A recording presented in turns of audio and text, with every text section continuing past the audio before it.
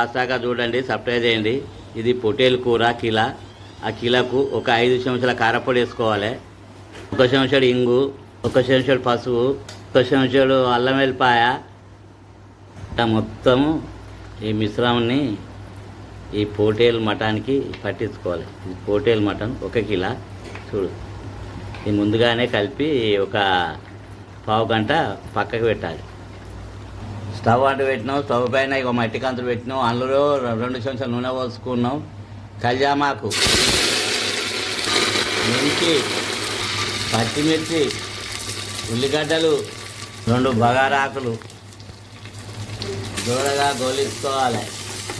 దాచిన చెక్క 1 ఇంచు, కస్తూరి మెంతి కొంచెం చిక్కెడంతా, జాజి పువ్వు, 4 లవంగాలు ముందుగానే కలిపి రెడీ పెట్టుకున్న ఈ మటన్ ఇందులో వేసుకోవాలి. ఇలా కలిపి ఒక 10 నిమిషాలు ఉమ్మగిల్లాలి.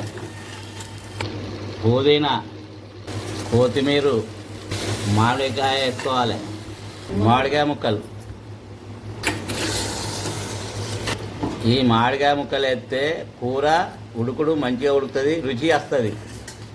ఇందులో ఒక 3 చెంచాల నీళ్ళు పోసుకోవాలి. తగినంత ఉప్పు వేసుకోవాలి, దొడ్డుప్పు. ఇలా కలుపుకొని మూత పెట్టి అర్ధగంట సేపు ఉడికించుకోవాలి. 1 చెంచాడు గరం మసాలా వేసుకోవాలి. ఇలా మొత్తం కలుపుకోవాలి. స్టవ్ ఆఫ్ చేయాలి, దించుకోవాలి. ఈ ఇంట్లో అందరే మొత్తం మట్టి కుండలనే వంటలు చేసుకుంటారు. ఇలా మట్టి కుండల వంటలు చేసుకుంటే ఆరోగ్యానికి చాలా మంచిది. అబ్బా, మటన్ రెడీ అయింది, గుమగుమలాడుతుంది. వేడి వేడి అన్నంతో తింటే చాలా రుచిగా ఉంటుంది. మళ్ళీ మళ్ళీ కావాలనిపిస్తుంది.